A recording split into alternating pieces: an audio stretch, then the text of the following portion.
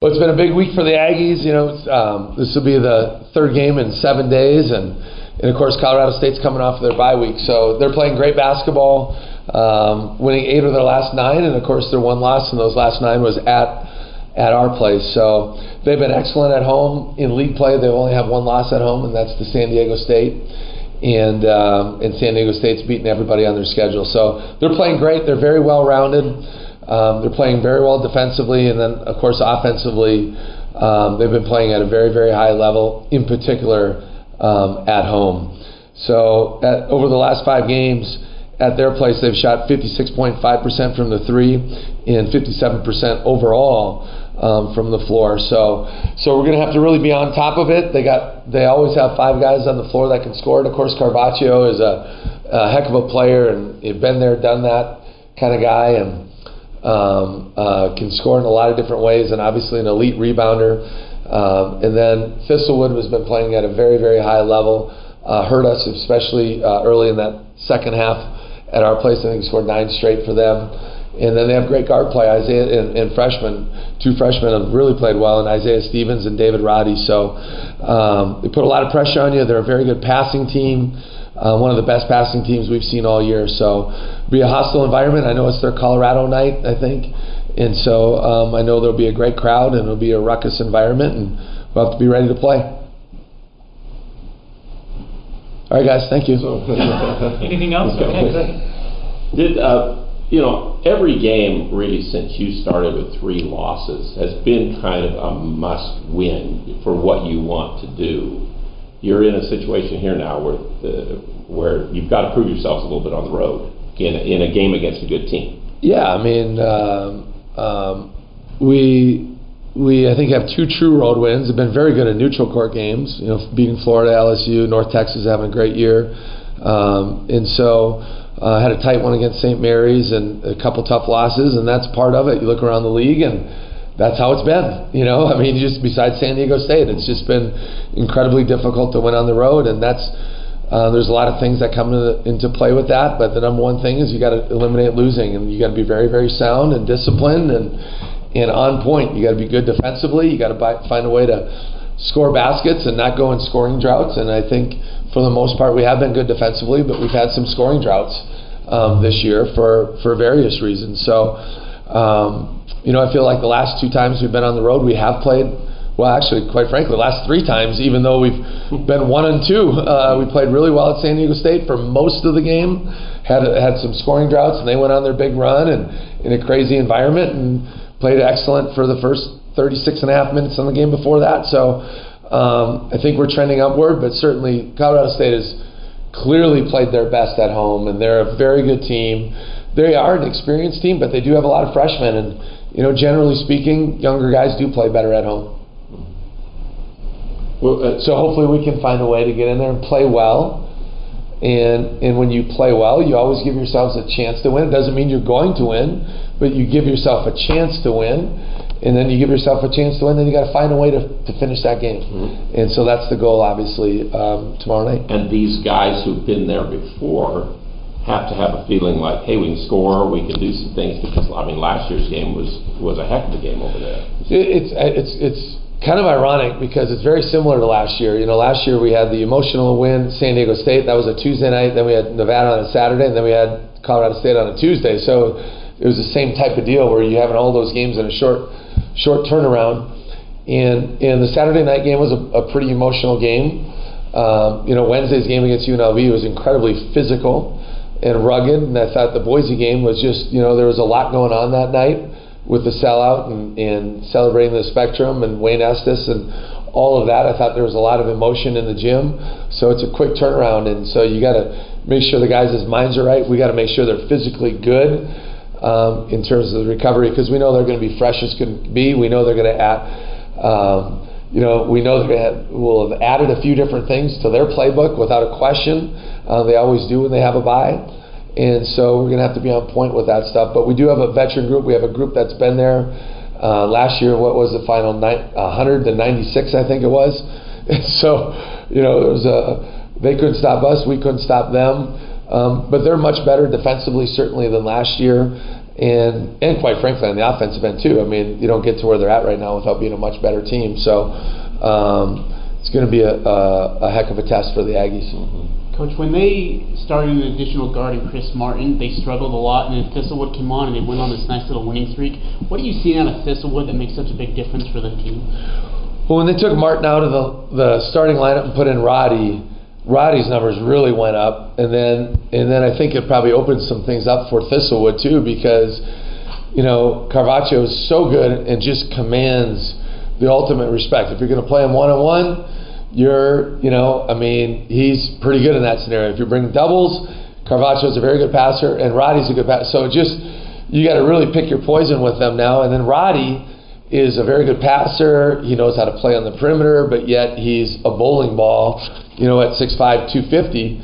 So then I think kind of opens things up for Thistlewood to do his deal. And they run a lot of stuff for him, and he's an elite shooter. I mean, he's one of the best shooters in the league without a question. And now, he's on the back end of his sophomore year, but he's really a junior without a question. I mean, all the minutes he got last year as a true freshman, and then all the minutes now. But I feel like it's kind of given them maybe a little more role definition, if that makes sense. And then their ones and twos are so dynamic off the bounce and just great playmakers.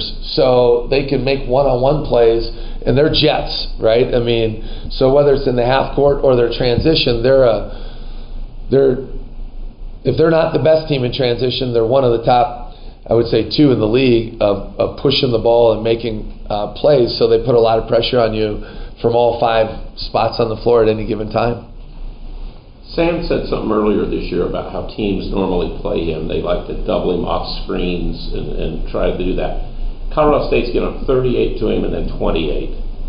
What could they do different, or what do you think or anticipate that how they could play him different to try to take him out? Well, the hard part in league play is it just feels like 2 days of practice play, maybe a day and a half of practice play, and it's hard to all of a sudden incorporate like a whole new scheme. The difference is when you've had a week off to prepare, you actually have some time to say, okay, we're going to try some this and that, or have this adjustment ready or that adjustment. So I think anything's in play, quite frankly, from how they play him off the ball to how they defend their ball screens with him. I just think there's just anything that comes into play that they feel like they can do. And a lot of it is, as we all know, a lot of it's your philosophical beliefs as a coach, but then a lot of it is what can you really execute with your personnel. And so you might want to do certain things, but when you have this guy in the game or that guy in, it's hard to do that because maybe they're limited with some of those things. So quite frankly, Al, it's a really good question. I've been working my brain over that for the last 2 days of what could we, and of course Nico and I have worked together over the years, and when I was at South Dakota, we played their Drake team, so I think they have a tremendous feel for what we're going to try to do, and I think we have a pretty good feel of what they're going to try to do, and I guess only time will tell what kind of different adjustments they can make. They matched him most. Is it Thistlewood they put him on, or who did they put one of their other?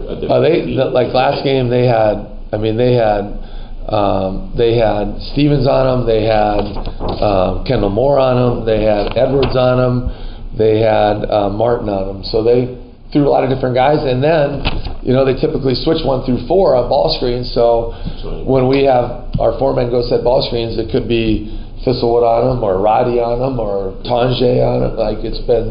But mainly those 3 guards. Okay. And last year it was Jeremiah Page. Mm-hmm. But talk about offense when you guys play each other, because obviously there's been a lot of points scored. But the last meeting, you guys played pretty good defense. But you shot the ball well, but you were able to hold them to below 40%. Yeah, we held them to. That's one thing that's really been your calling card all year, I think, is being able to defend people. And it felt a lot when it's less than 40% this year. Well, we've done a good job defensively, and to hold them to 61 points. And I think, especially we really did a good job that last 10 minutes of the game, but really the whole game. They do. Like, it's not an understatement when we say they put a lot of pressure on you.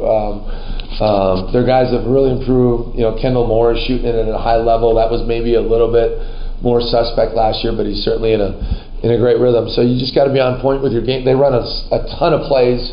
They run a lot of sets. So you just got to be really in tune to what they do, and they do a great job of running them well and running them with pace. So you just got to hope you can slow them down the best that you can, and then find a way to score to keep pressure on them, on the other side of the floor. And then Carvacho and Nimi's an interesting match all the time. Those two guys have had some good ones, really. Yeah, they have. They've had every game. It's been a battle between those two. It's been a battle royale, and they're two of the best in the league, if not the two best in the league. And we all know what Nimi can do. But Carvacho is just such a good. He's a really good player. And not only can he score, and we all know his rebounding is an elite level. I mean, it is elite as a rebounder. I think he has the Mountain West record for most double-doubles in a career, and he's averaging just a little bit more rebounds than Bean is right now. But he's also a tremendous passer. Like, he can really, they do a good job of getting, kind of like we do at Nimi, putting him in the high post with some things, and even at the top of the key with some things, and he knows when to pass it, he knows when to dribble handoff, and he's I don't want to say he's a point center, but man, he's got a lot of perimeter skills for a man of his size, and then of course he's just really physical and rugged in there as well, high motor. Coach, really quickly, as the season winds down, is there anything you'd like to see changed in Mountain West Conference scheduling for next season? Thought a lot about that. I'm not sure I can control it, so I don't spend too much time on it. But it's a tough thing. I know that's a big debate right now, a little bit of a debate right now, and I'm not sure where the league is at with that. Obviously, we're going to always support the league. It's a tough one because for us, it's very difficult to get home games. So by naturally scheduling where everybody plays everybody twice, that's 20 games. That gives you 10 home games built in right away. I'm a traditionalist, so I love the fact that everybody plays each other twice, so you have a natural champion, and everybody gets everyone twice.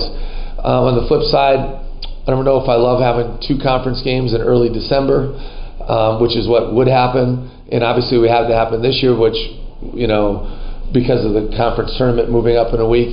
And then there is a little bit of debate, like, can you have a better non-conference schedule?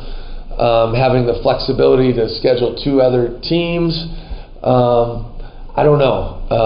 I don't know, but I do know this: in our shoes, it's very, very difficult to get quality home games. And last year we only played UNLV at home, but we did not get to play Boise at home. This year we played Nevada at home. We are not going to their place, and we did not get to play New Mexico at home. So those are quality home games that our fans love, that I think are good for our players, and so you want those games right at home, and so it's just very, very difficult for us to get home games.